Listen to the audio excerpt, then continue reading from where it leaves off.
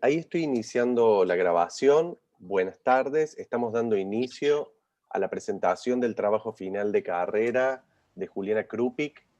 Em, de acuerdo al protocolo definido por las autoridades de la facultad, eso quedará grabado para la historia y después puede ser un meme, lo de la Ceci. Eh, Yo celular. al dar inicio, Juli, tenés que mostrar tu documento de identidad, decir tu nombre y tu número de teléfono, no, tu número de documento, que es el modo de certificar la identidad. Luego, dispones de entre 20 y 30 minutos para hacer tu presentación. Luego nos vamos a quedar con los colegas deliberando, te vamos a pedir que salgas un ratito y luego te mandamos a llamar para hacerte la devolución. Bueno, Así que si tenés a mano tu documento, te pido que lo exhibas en la pantalla mientras decís tu documento, tu eh, nombre. mi nombre es Juliana Krupik y DNI es 39-622-864. Perfecto, muy bien. Entonces, acto seguido, yo voy a mutear a los colegas, así no hay sonidos que molesten. Me quedo yo un ratito más con el micrófono abierto para avisarte que se está compartiendo la pantalla. Si tenés algo que tenga sonido, acordate cuando empezás a compartir que hay un casillero a la izquierda abajo que dice compartir sonido de computadora y la sesión es toda tuya. Bueno, perfecto. Comparto pantalla.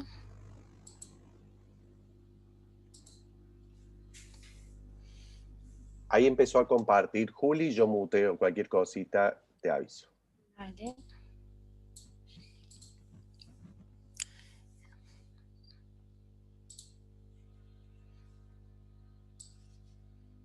¿Se ve ahí? ¿Sí, no? Ahí se ve perfecto, Juli. Bueno. Bueno, buenas tardes. Bueno, mi nombre es Juliana Krupik. El primer semestre del año pasado tuve la posibilidad de hacer un intercambio en Cartagena, al sur de España, y por realizar mi tesis en la ciudad de Lorca, que bueno, era a una hora donde yo vivía. La problemática abordada es el abandono de la ciudad y buscar a través de la historia incentivar a la permanencia en el sitio. Bueno, también antes de comenzar, agradecerle a Nancy, que nos está acompañando hoy. Fue docente mía en segundo año y la verdad que fue una muy buena experiencia compartida desde la cátedra, hicimos viajes, así que gracias por dedicarnos hoy tu tiempo. Bien, si empezamos por el origen de esta problemática, no podríamos, creo que, encontrar ningún país de Europa que no haya sufrido y no se haya visto afectado por este caso que es la pobreza. Acá yo analizo Europa, pero también es una problemática muy fuerte en todo el mundo y es muy difícil encontrar, creo que un país sin un porcentaje, aunque sea mínimo.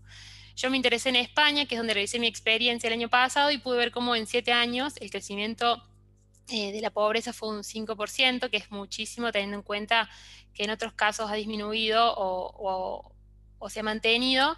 Y bueno, también es por eso que España se encuentra tercero en el ranking de Europa. Acá viendo un poco los antecedentes locales en España y entrando más en el caso de la región de Murcia a lo largo de los siglos, vemos que ha ido sufriendo reformas, tuvieron distintos quiebres económicos que llevaron también a la pérdida de la esencia de la historia que abarca esta ciudad, una mala planificación de la ciudad que llevó a inundaciones, sufrieron catástrofes naturales y bueno, por eso también que acá vemos un ejemplo de la historia y la problemática del siglo XVIII y XIX, a pesar de que esta característica se ve en otros periodos también. Y yo resalté que, bueno, en el siglo XVIII nos propone que nos cuenta que la ciudad se convierte en un refugio de pintores, escultores y grabadores. Y en el siglo XIX emigran 12.000 personas por la desaparición del comercio, la industria y la producción. Eso lleva a la pérdida del trabajo, digamos. Perdón.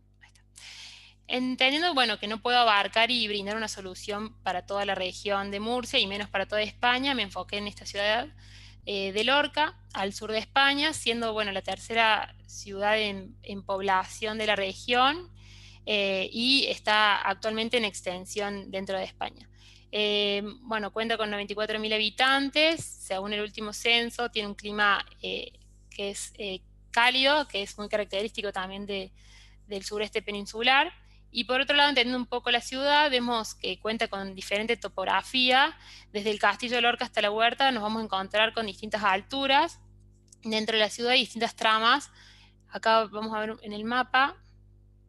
Vemos el antiguo cauce del río que vemos acá, que podemos entender que funciona como un quiebre de la ciudad desconectándola. Y a ambos lados del mismo vemos lo que es el casco histórico con su trama que es bien densa, y hacia abajo eso que vemos en verde es lo que vendría a ser el abanico de la huerta, con su densidad bien tenue, que es una tierra amplia y fértil en el territorio rural de la zona.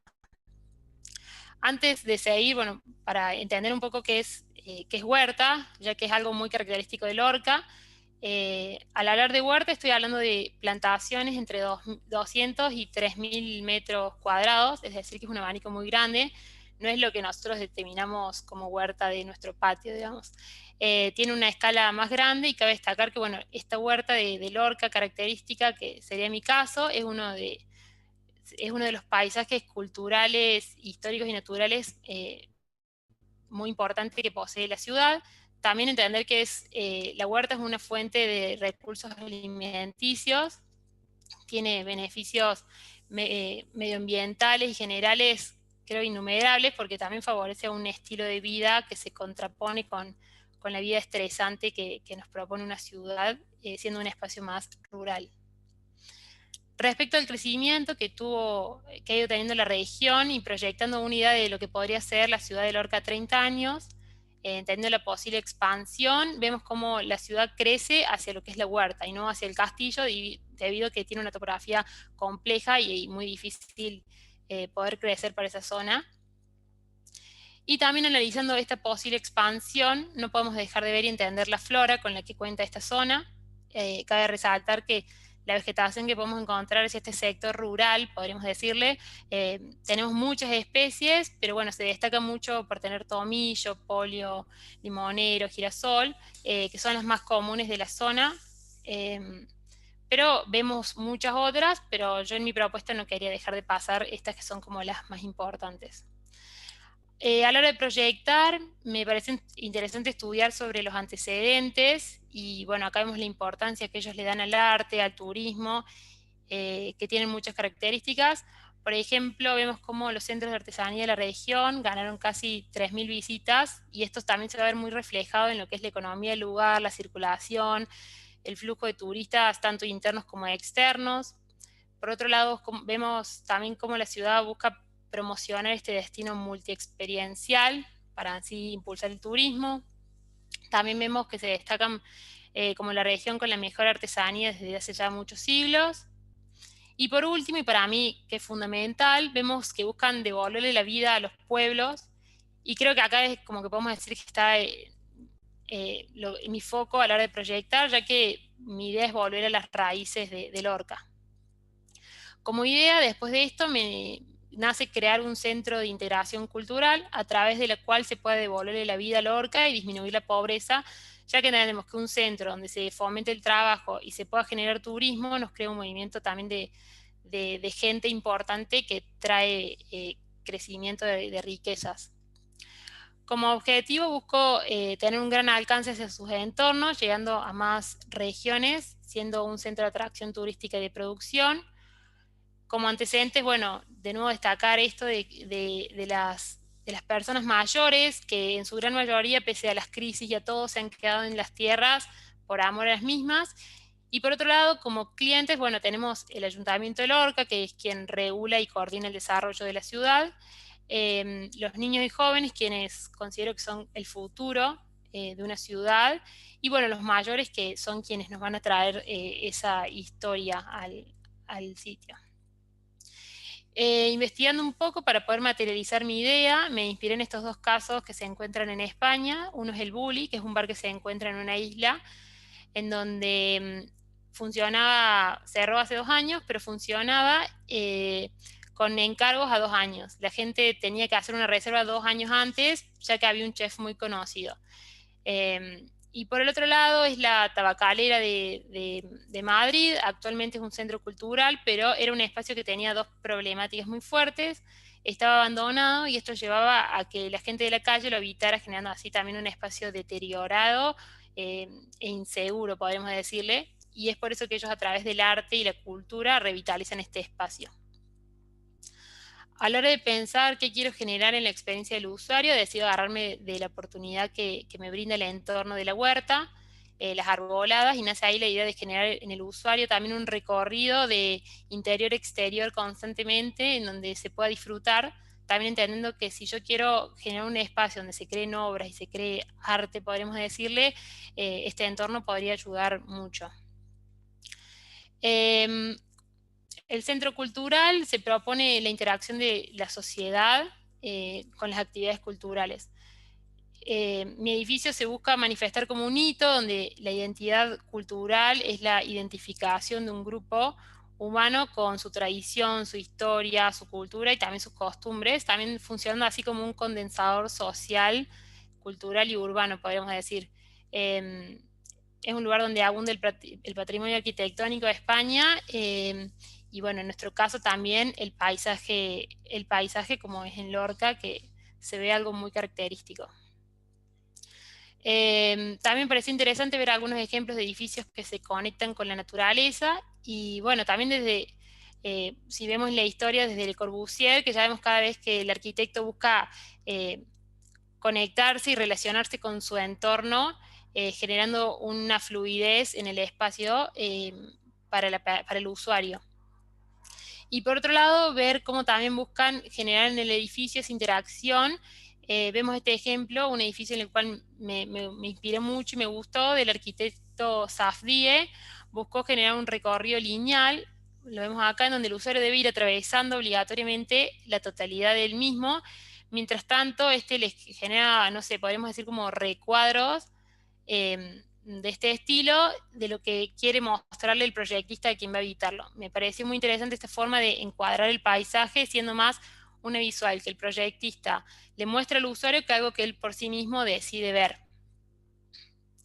Como estrategia macro tenemos este Centro Regional de Artesanías de Lorca, donde hace más de 35 años que realizan ferias, que refleja la importancia que le dan en la ciudad al arte, y para poder trabajar en conjunto, ya que mi propuesta nace para generar un espacio en donde se pueda fomentar la producción de obra y de artesanía, y en este centro regional se podrían exhibir las mismas y comercializarlas. El centro se ubica en el casco histórico, sería este punto naranja que vemos acá, y en este punto rojo podemos ver lo que vendría a ser mi edificio, al lado de una avenida muy importante de la ciudad, ya que no solo conecta estos dos polos, podemos decirles opuestos, de la huerta y las montañas que vemos acá, sino que también es un doble ingreso a la ciudad. Bueno, aclarar que estos dos puntos se encuentran conectados por una avenida muy importante de la ciudad y se encuentran a 5 minutos, o sea que podrían relacionarse y convivir perfectamente. Aproximándonos al sitio y entrando más en nuestra zona, en gris vemos lo que va a ser el terreno. Esta ruta que vemos en color amarillo es una avenida muy transitada, esa que comentaba recién, de doble ingreso, y es por eso que acá propongo mi ingreso desde esta calle más tranquila, para así también generar un acceso controlado.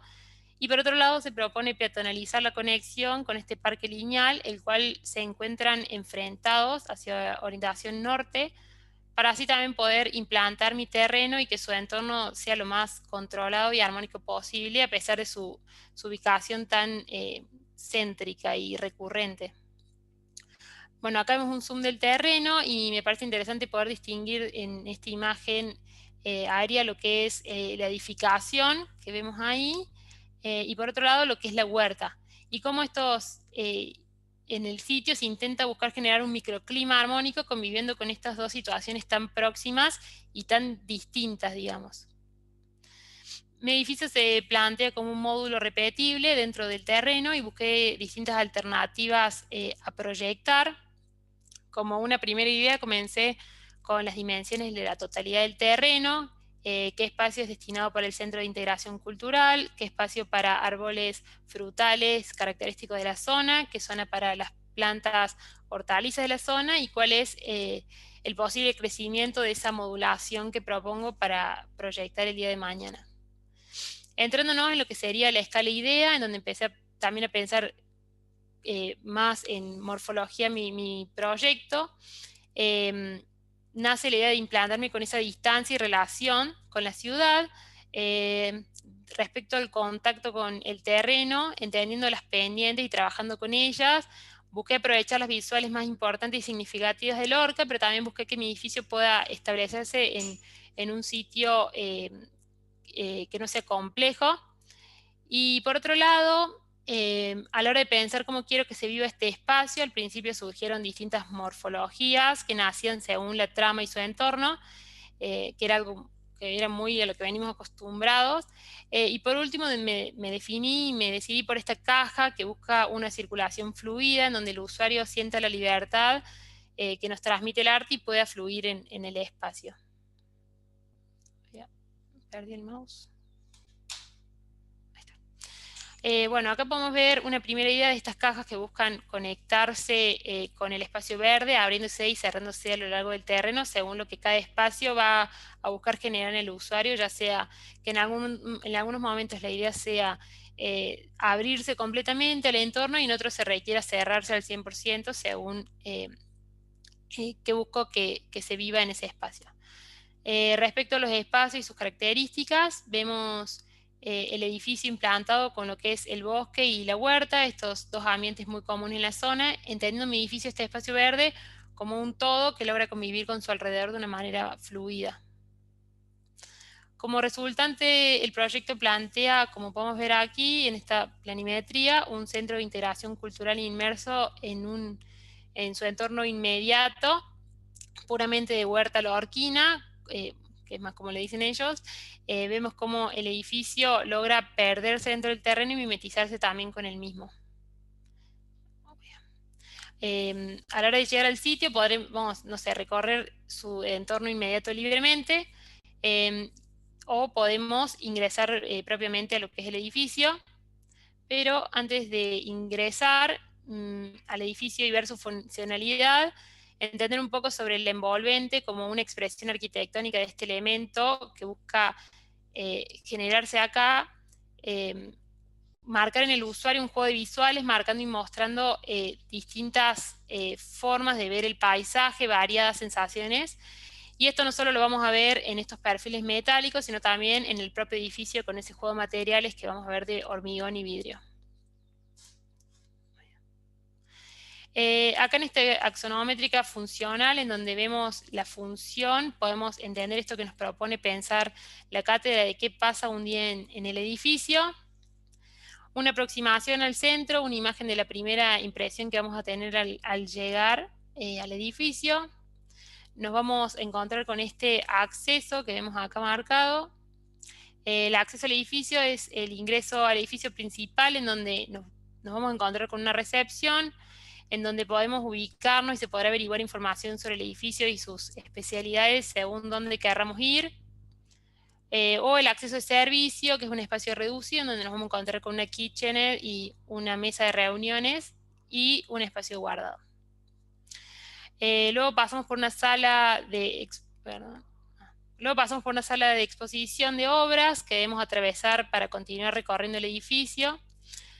Luego nos vamos a encontrar con este primer patio interno que vemos marcado, en donde vemos cuál es la idea principal que se busca generar dentro del edificio. Vemos estos patios internos en donde el usuario puede utilizarlo ya sea para poder tener un momento de ocio o un momento de inspiración para generar contenido de cualquier forma.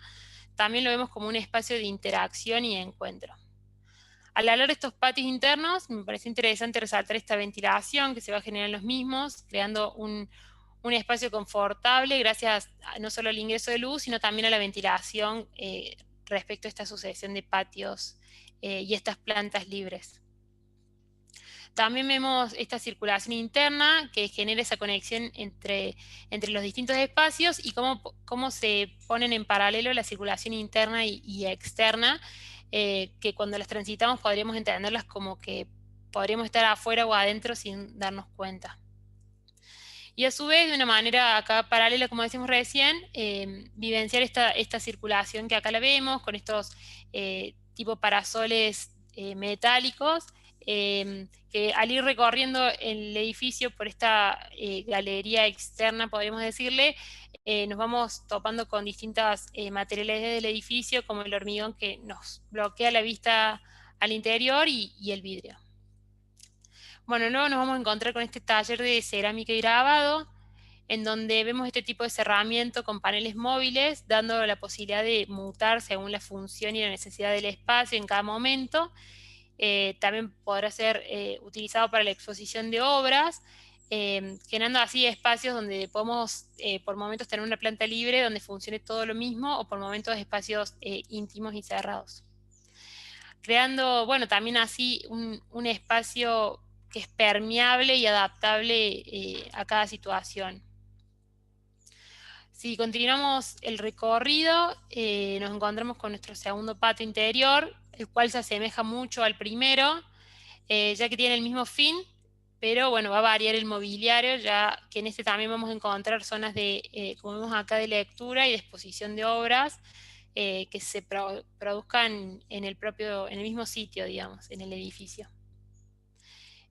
Bueno, acá también vemos las vivencias de las personas en esos patios, con esa losa abierta. Luego nos vamos a encontrar con este taller de pintura, el cual cuenta con un mobiliario especial en donde se pueden guardar las obras que se realicen, ya que es muy frecuente también que en espacios donde se realizan obras de pintura y no están preparados para esto, su almacenamiento se vuelve molesto y complicado, por eso decidí como darle una importancia a esto. Cuenta también con un escenario de fácil armado y guardado para poder utilizar durante las clases de pintura, con todos los elementos correspondientes, los atriles, espacios de guardado em, y de exposición. Y como último patio interno del recorrido nos encontramos con este casi llegando a final de planta baja, que bueno, que como decíamos antes también se va a asemejar a los dos anteriores, pero en este caso vamos a encontrar otro tipo de mobiliario, el cual se va a ver relacionado con lo que va a ser nuestro último taller en esta planta, que es este que vemos acá, este último que funciona como aula y anfiteatro, y con su mobiliario flexible para poder ser utilizado tanto como asiento o espacio de apoyo, ser apilado y guardado, y se va a relacionar mucho con este patio, ya que este también es un espacio flexible que puede cerrarse o no con los paneles móviles con los que cuenta el edificio. Y por último también destacar este taller con sus visuales hacia lo que es la huerta. Bueno, luego nos movemos a la planta alta, donde la circulación la vamos a ver apoyada sobre este lado respecto a la planta.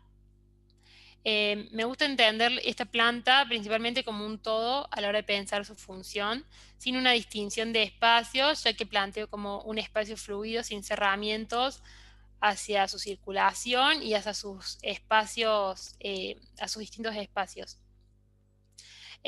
También con la planta baja se va a relacionar, ya que bueno, balconean a estos patios internos y tienen bueno, esa gran apertura de losa, generando un espacio interior-exterior constantemente. También tenemos este bar que se abre hacia estos patios nuevamente, pero se cierra al exterior directamente para brindarle un poco de privacidad y buscar generar un microclima de intimidad y descanso para los usuarios. Por otro lado, vamos a encontrar espacios de encuentro y permanencia, en donde quien habite el edificio podrá pasar tiempo ahí dedicado a lo que desee, ya sea leer, descansar.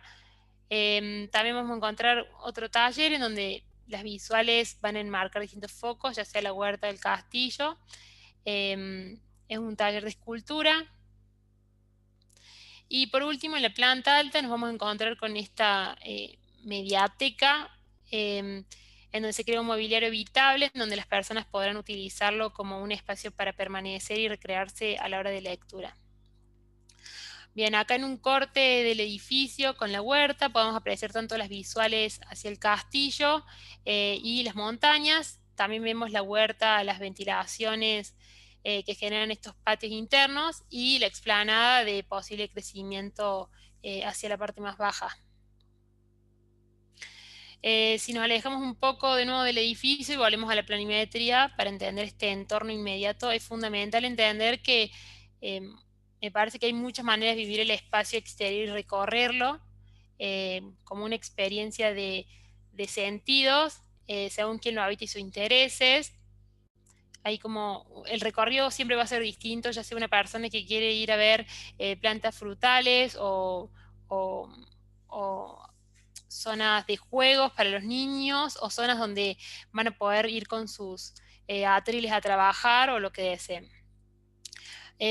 Para entrarnos más en lo que son las plantaciones y cómo se vivencia este espacio, podemos entender que, bueno, es esto, un espacio multiexperiencial en donde también eso que decía recién, que se utilizan mucho los 5 sentidos. Entonces hay una fluidez y una decisión del usuario para evitarlo. Los niños también encontrarán su espacio de recreación en donde habitar un espacio educativo y relacionándose constantemente con la huerta lorquina. Desde el ayuntamiento también de la región se estipula qué tipo de plantaciones va en cada zona, cuáles son sus dimensiones, y es por eso que las dispuse de esta manera, guiándome por la normativa. Y también se puede trabajar al aire libre y los usuarios podrán pasar tiempo aquí generando sus obras. Contará también con espacios de usos múltiples para realizar distintas actividades rodeado de plantaciones locales.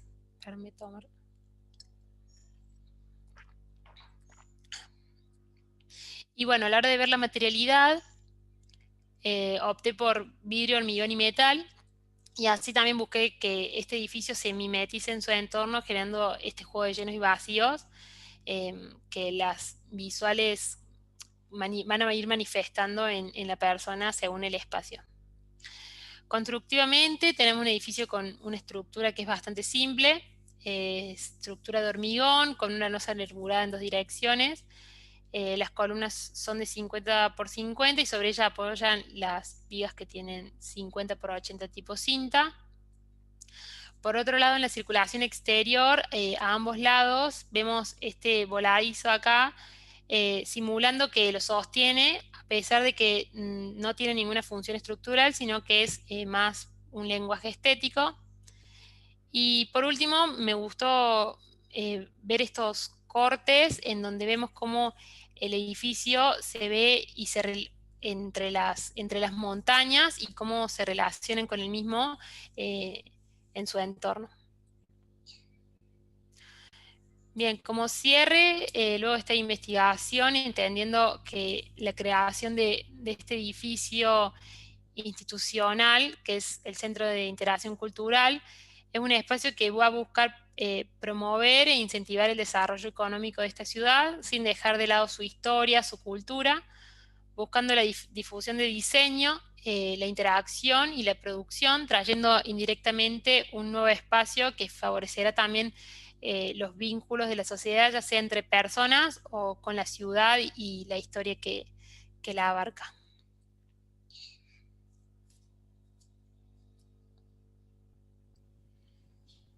Bueno, Juli, muy bien. Has estado muy compacta, muy clara, muy nítida. Una cosa que olvidé mencionar, ahora si dejas de compartir la pantalla, es que para dar finalización a la grabación tenés que mostrar tu DNI de nuevo y decir tu nombre, y con eso ya terminamos de grabar.